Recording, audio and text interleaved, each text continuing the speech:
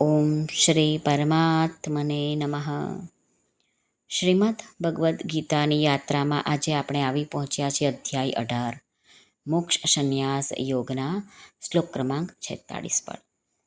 આપ સાંભળી રહ્યા છો આપણી યુટ્યુબ ચેનલ ધાર્મિક, એમાં આપ સૌનું હાર્દિક સ્વાગત છે. ચાલો આપણે ભગવાનની વાણીમાં શું કહે છે એ આપણે સાંભળીએ. ભગવાન શું કહે છે?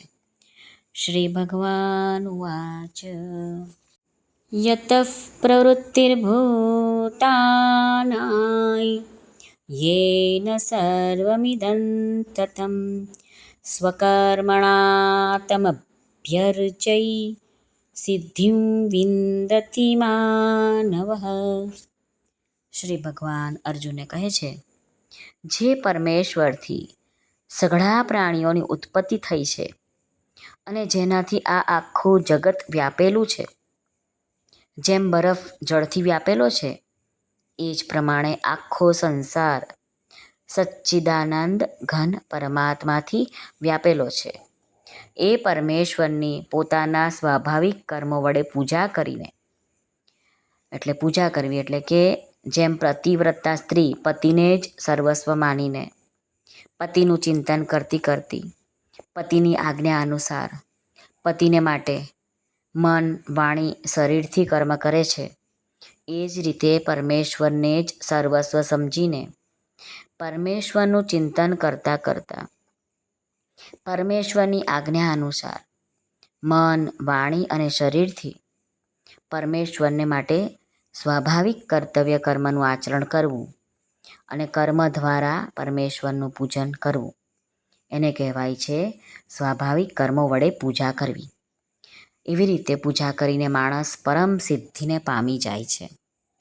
રામ સુખદાસજી મહારાજ વર્ણવે છે કે જે પરમાત્માથી સંસાર ઉત્પન્ન થયો છે, જેનાથી બધા જ સંસારનું સંચાલન થાય છે, જે બધાના ઉત્પાદક, આધાર અને પ્રકાશક છે અને જે બધામાં પરિપૂર્ણ છે, જે પરમાત્મા અનંત બ્રહ્માંડોની ઉત્પત્તિ પહેલાં પણ હતા, અનંત બ્રહ્માંડોના લીન થવા છતાં પણ રહેશે અને અનંત બ્રહ્માંડોના રહેતા પણ જે રહે છે, જે અનંત બ્રહ્માંડોમાં વ્યાપ્ત છે, તે જ પરમાત્માનું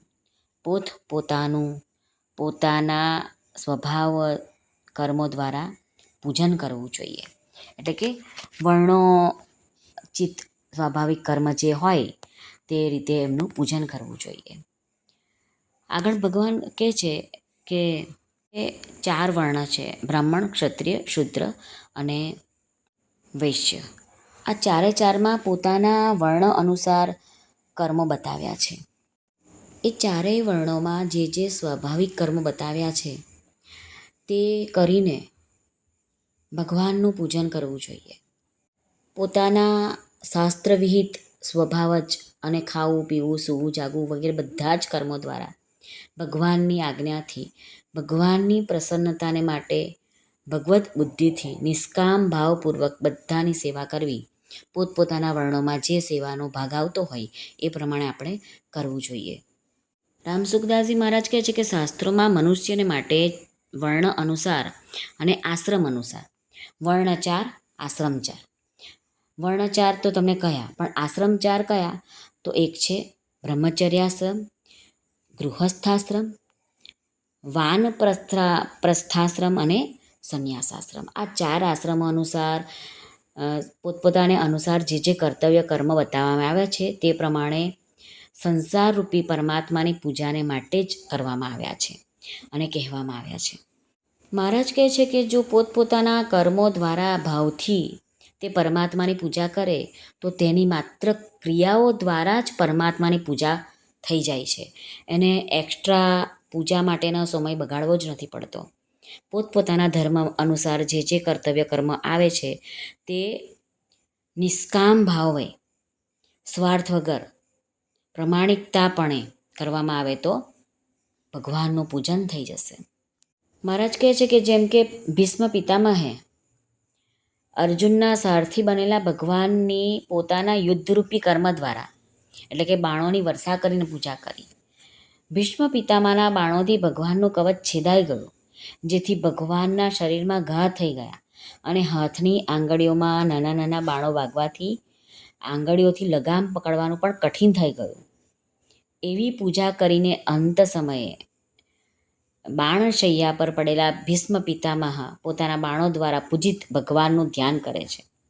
ભીષ્મ પિતામહ વર્ણન કરે છે, ધ્યાનમાં એ કહે છે કે યુદ્ધમાં મારા તીક્ષ્ણ બાણોથી જેમનું કવચ છેદાઈ ગયું છે, જેમની ત્વચા વિચ્છિન્ન થઈ ગઈ છે, પરિશ્રમને કારણે જેમના મુખ પર પરસેવાના બિંદુઓ સુશોભિત થઈ ગયા છે, ઘોડાઓની ખરીઓથી ઉડેલી રજ જેમની સુંદર અલકાવલીમાં લાગેલી છે, આ રીતે બાણોથી અલંકૃત ભગવાન કૃષ્ણમાં મારા મન બુદ્ધિ લાગી જાઓ. સિદ્ધિમ વિંદતી માનવ એટલે કે સિદ્ધિને પ્રાપ્ત થવાનું કહેવાનો અર્થ એ જ છે કે પોતાના કર્મોથી પરમાત્માનું પૂજન કરવાવાળો મનુષ્ય પ્રકૃતિના સંબંધથી પર થઈને આપોઆપ પોતાના સ્વરૂપમાં સ્થિત થઈ જાય છે. અને સ્વરૂપમાં સ્થિત થયેલો માણસ જ પરમાત્માને પ્રાપ્ત કરી શકે છે. એવા વ્યક્તિમાં જ પ્રભુમાં અનન્ય પ્રેમ જાગૃત થઈ જાય છે. એટલે પછી એને કશું જ પામવાનું બાકી રહેતું નથી. શ્રી કૃષ્ણ અર્પણમસ્તુ. સર્વને ભાવથી જય શ્રી કૃષ્ણ. રાધે રાધે. હરિઓમ તત્સત. જય ગુરુદેવ દત્ત. જય સ્વામિનારાયણ. જય માતાજી. નમઃ પાર્વતી પતે. હર હર મહાદેવ. હર સિદ્ધેશ્વર મહાદેવની જય. આજના આનંદની જય. સર્વનું કલ્યાણ થાઓ, સર્વનું કલ્યાણ થાઓ, સર્વનું કલ્યાણ થાઓ.